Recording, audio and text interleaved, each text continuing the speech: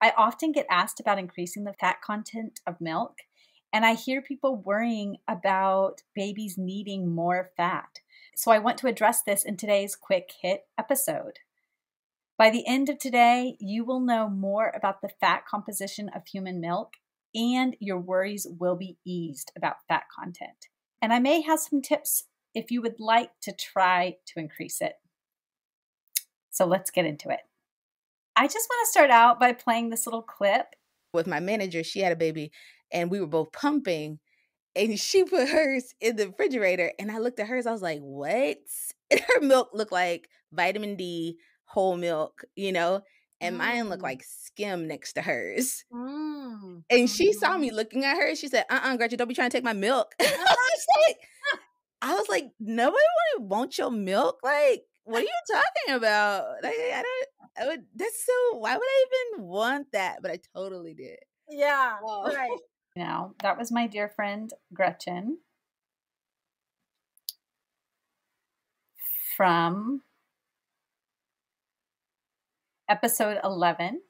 So go back and listen to her full story of breastfeeding her 3 children. She gives lots of honest truths and drops some serious wisdom in that episode. But many of us have been there, either in person, seeing the milk of a coworker, or seeing the pictures in Facebook groups of other people's pumped milk and think, whoa, my milk does not look like that. So let's talk a little bit about human milk composition. And right now I am talking about mature milk, not colostrum. Human milk provides about 50% of your baby's energy needs. And so of course, if you've ever heard that statistic, you might be worried, if you're seeing just a thin layer of fat when you pump your milk, that your baby isn't getting enough, especially if you have a baby who seems constantly hungry or is crying a lot. Oh, maybe my milk isn't good enough for my baby. The average fat content of human milk is about 4%. So another word for fat in human milk, if you're doing some reading and research, is lipids. So those are not exactly the same thing, but when you look at breast milk research, lipids and fats typically are used interchangeably. So lipids are the second greatest constituent in human milk, solid constituent. So number 1 is lactose or sugar.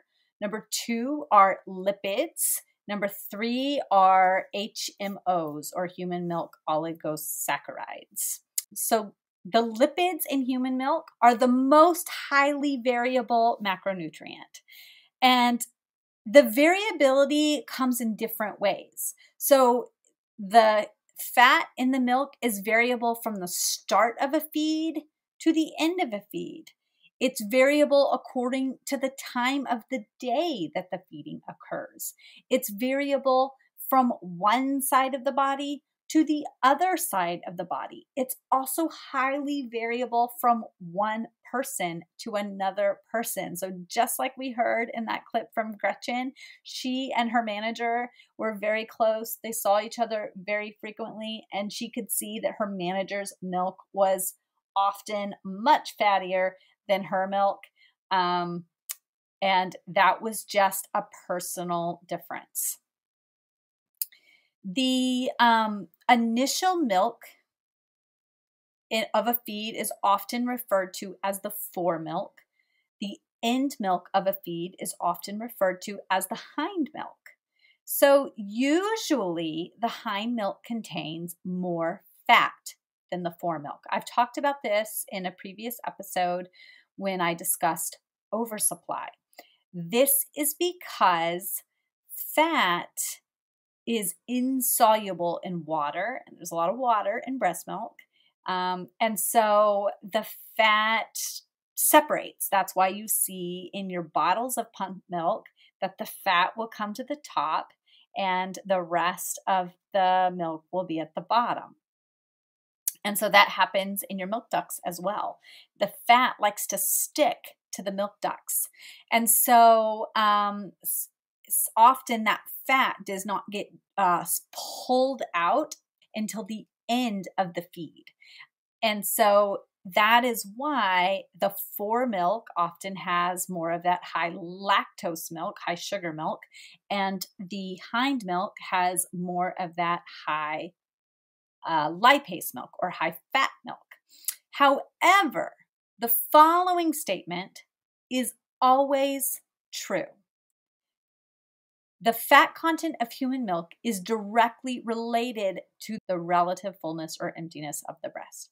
So, milk in a fuller breast equals lower fat milk. Milk in an almost empty breast, breasts are never fully empty, but milk in an almost empty breast equals higher fat milk. So you know that towards the end of a feed, your baby is getting higher fat milk. That might also be why, if you pump and you're not really able to pull as much milk out with your pump, either because the suction levels aren't great, or because hormonally you don't respond as well to your pump, or because you don't use hands-on pumping methods, or because you don't have the best pump for your body, or because you aren't sized properly, you might see lower fat milk when you pump. But if you pump and also feed your baby directly at the body, your baby is probably getting higher fat milk than when you pump. So that's one way to ease your worries. One other interesting fact is that lipids increase significantly in the second year of life. So lactation professionals talk about how the milk composition changes for the needs of the baby. And so this is one of those things that changes. The energy needs grow in a growing baby. And in the second year of life, the lipid composition increases significantly. So anyone who's ever pumped in a second year of life might see that their lipid composition increases. So, one of the ways, so if you're looking for tips to increase your fat when you pump, or the fat that is coming to your baby, one thing you might do is a little milkshake. And what I mean by this is you might break up the fat globules that get stuck to the milk ducts by shaking your breasts before a feed or before a pump, or by doing hands-on massaging during a feed or during a pump. That will get those fat globules that like to get stuck to the milk ducts. It will break it up and get it to kind of flow as the milk is being released. Another tip is to feed the baby or to pump when you are less full. And you might start to see that high fat milk. And of course, there's lots of things that go into this. So I have an episode about increasing milk supply while pumping. So if you never really feel empty while pumping, then you might check that out, because it might be that your phalanges aren't sized properly.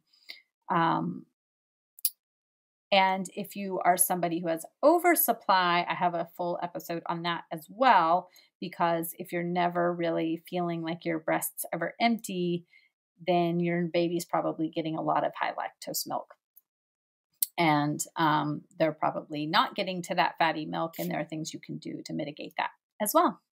But my best tip, really, is to just not worry about the fat content of your milk unless you're seeing signs of oversupply in your baby.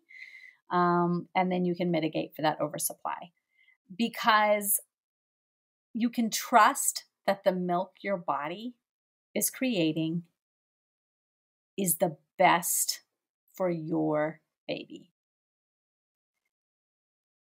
That's all you need to know about fat in milk. If you are interested in learning more about human milk composition, about the composition of colostrum, about protein in milk, about various minerals in milk, come join my community on Facebook. It's called the Milk Making Minutes Community Group. We explore systemic barriers that make breastfeeding difficult there. Anyone can post in that group, but you can come and post and you can let me know that you would like to know more about the composition of human milk, and I can do another quick hit episode. I'll see you there.